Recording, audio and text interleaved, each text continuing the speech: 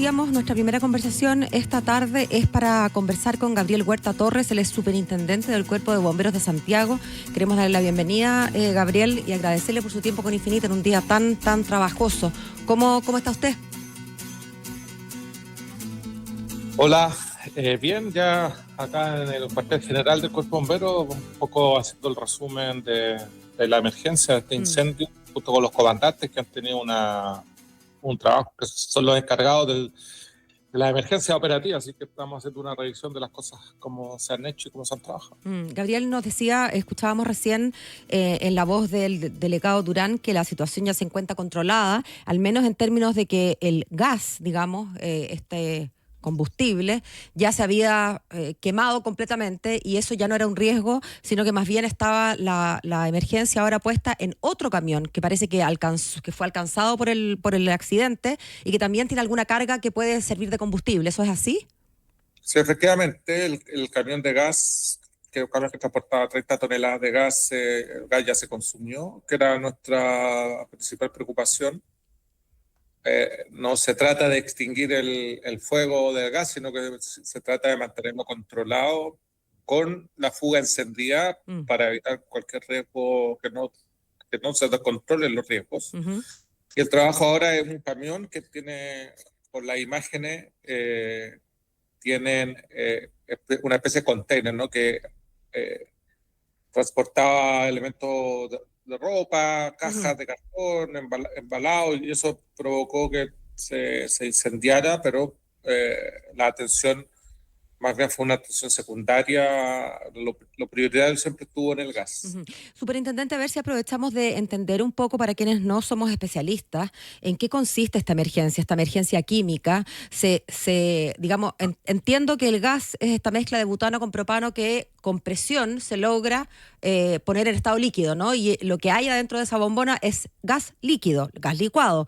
Pero una vez que se filtra, o sea que hay un espacio, digamos, que no queda sellado adecuadamente, cosa que ocurrió, me imagino, con el golpe, con el accidente, empieza esta fuga. Y es en ese momento en que este combustible empieza a prenderse, y en eso consistía la labor de ustedes, hacer que ese combustible saliera, digamos, a la atmósfera y se quemara, pero controladamente. Efectivamente, el camión, los 30 toneladas son de gas licuado. En la expansión del gas licuado, cuando se pasa de fase líquida a fase gaseosa, son aproximadamente 270 veces. Claro, es enorme la cantidad. Eso pasa, por ejemplo, los cilindros de gas que uno compra habitualmente. El cilindro tiene gas licuado en su interior, se carga cerca de un 80%, y el 20%, que es donde se gasifica dentro del cilindro, es el gas que uno consume habitualmente, que pasa por la válvula del cilindro, donde está el regulador que nosotros le ponemos, y a los diferentes artefactos. El tanque de gas que usted ve, que es de 30 toneladas, transporta también el gas en fase líquida, que se comprime mucho mejor con alta para presión. distribuirlo.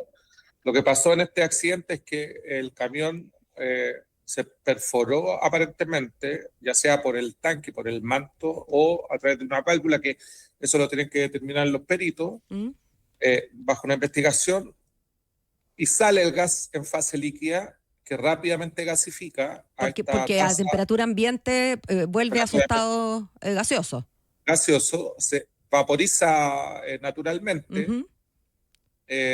Esta nube empieza a avanzar hasta que encuentra un punto de ignición, que también hay que investigar dónde se origina este punto de ignición, dónde está una chispa, el fuego, algo que hace que se prenda. Se prenda, ¿cierto? Para que se entienda mejor. Y eso vuelve al origen del gas y se ve dónde está la fuga del camión, y ahí permanece encendido. Los bomberos trabajan para que eso se mantenga frío, para que no haya riesgo de explosión y no se apaga el fuego, porque la fuga está controlada por los bomberos lanzando agua, porque si se apaga el fuego volvería a haber una fuga de gas que sería difícil de controlar. Y perdonen la ignorancia completa de quien le pregunta, superintendente, pero ¿no bastaría con dejar que el gas se fugue y se mezcle con la atmósfera, o eso solo es una hipótesis que puede darse si fuera una cantidad pequeña, pero en esos niveles, dada la cantidad que usted describía, que ya el número lo olvidé, porque es un número enorme, no se puede simplemente dejar que eso pase a la atmósfera. El gas licuado de petróleo es más pesado que el aire. O sea, no sube. No sube, se queda Ya, o sea y cualquier cosa entonces en la ciudad lo haría prenderse por calor o por una chispa o por alguien que está fumando en la esquina. El gas empieza, en la autopista hubiese bajado, se hubiese ido a las casas, se hubiese ido a la industria.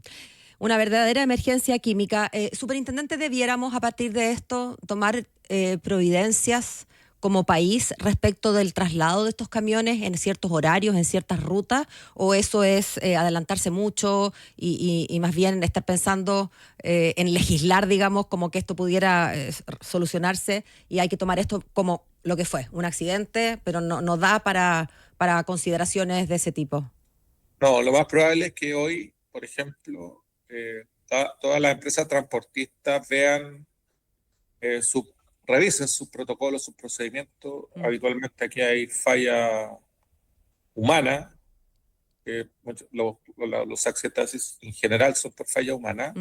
La autoridad que regula el gas es la Superintendencia de Electricidad y Combustible, que seguramente va a levantar cargos a la empresa distribuidora de gas. Van a hacer las investigaciones y seguramente si las investigaciones se levantan algunas mejoras, lo más probable es que la autoridad mejore la normativa de los camiones, del transporte, de los procesos que están regulados. Eso pasa siempre y pasa en todo orden de cosas, ¿no?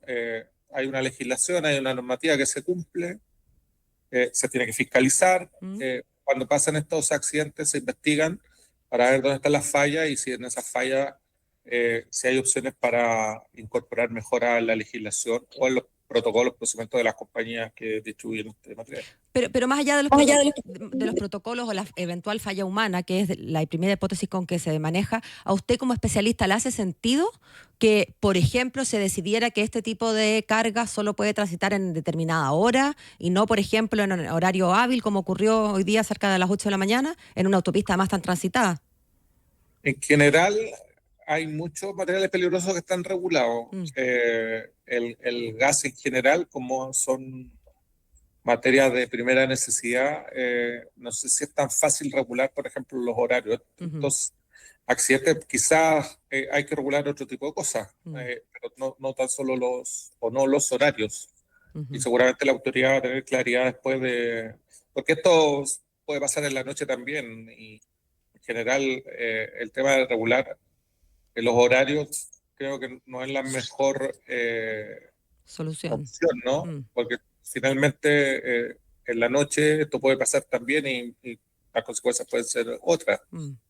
Superintendente, y por último, entendemos que hubo gran cantidad de bomberos en esta operación no de, digamos, combatir el fuego, sino que controlar el fuego. ¿Están todos ellos en buenas condiciones? Sí, no tenemos información, no registramos bomberos lesionados. Esta es una operación también de combate de este incendio que se toma se recuerda mucho porque también evitamos estar muy cercano a la emergencia propia del gas y por eso en las imágenes que han visto habitualmente se ven estas escaleras telescópicas lanzando agua sin bomberos ahí. Hay unos equipos que se instalan en la calle donde no hay bomberos y lanzan agua solo y por lo tanto la exposición de los bomberos al riesgo es menor y seguramente deben haber bomberos con alguna complicación por el cansancio, por alguna complicación por los esfuerzos que se requieren en esta emergencia, pero no propiamente tal de la emergencia. Bien, una buena noticia dentro de esta tragedia. Entonces le queremos agradecer a Gabriel Huerta Torres, superintendente del Cuerpo de Bomberos de Santiago, por venir a aclararnos un poquito más en qué consistió esto y contarnos además que ya se encuentra afortunadamente esa primera etapa controlada. Muchas gracias. Gracias a ustedes. Hasta luego. Hasta luego. Son las 6:14.